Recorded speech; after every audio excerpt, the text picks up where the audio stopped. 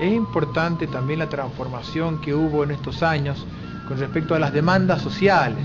Las huelgas más importantes de la primera década del siglo XX encontraron a maestros, empleados de bodegas y tranviarios en la primera línea de reivindicaciones. En 1921 la uva tardaba en hacerse vino. Una huelga de empleados de bodega paraliza 16 de los 19 establecimientos de Godoy Cruz. Pero se activan las armas, numerosos heridos dejan los enfrentamientos. El 16 de abril de 1924, los bajos salarios llevan a los tranviarios a paralizar la actividad. La mitad de los huelguistas reinician sus tareas. La otra mitad deberá salir a buscar trabajo. Desde 1926 regía una ley de salario mínimo.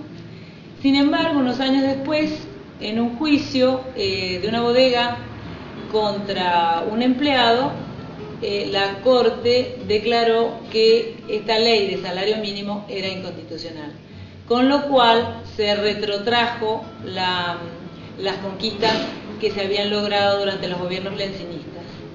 El diario Los Andes registra que en 1926 casi 2.000 familias vivían en inquilinatos y 190 conventillos eran detectados en la capital.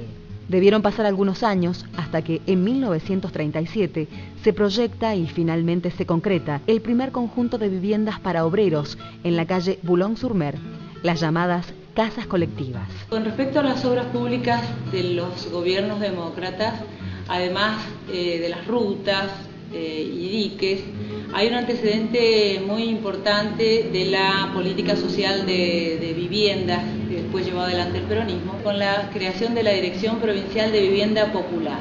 Yo creo que la obra pública, el saneamiento administrativo, el saneamiento de las finanzas y el orden fue la característica, es decir, eran hacedores de cosas y entonces se ocuparon mucho de estos aspectos, ¿no?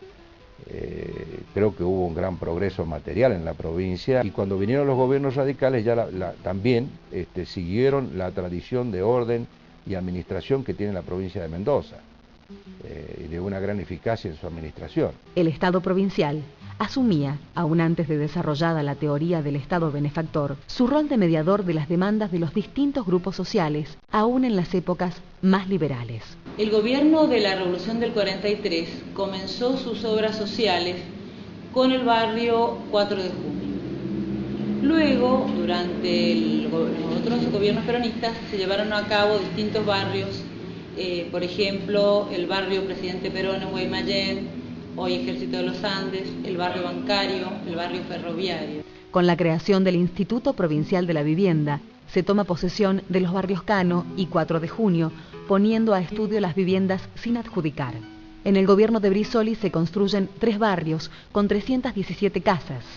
A fines de la década del 30 se apunta a mejorar los servicios del viejo Hospital San Antonio y del Lago Maggiore a través de la creación de un hospital central, con la posibilidad de crear uno similar en el sur de la provincia. Las obras del Hospital Central, concretadas con fondos de un subsidio nacional y con presupuesto provincial, comienzan en 1941.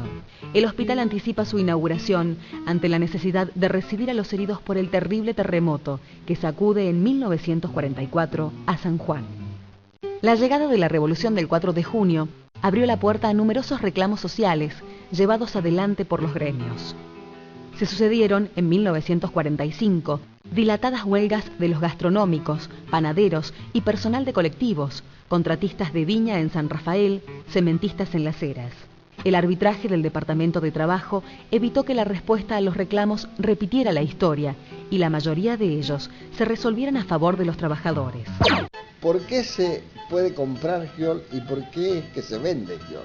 Giol, que era una empresa grande, no podía despedir personal. Por otra parte, había una regulación de los cupos de elaboración para el vino que le estaba limitando su evolución. De manera que por un lado no podía racionalizar su personal y por el otro lado no podía ampliarse de manera de usar todo el personal disponible, con lo cual la empresa daba pérdidas. Y entonces una hábil negociación hizo que fuera muy alcanzable por parte de la provincia realizar la compra.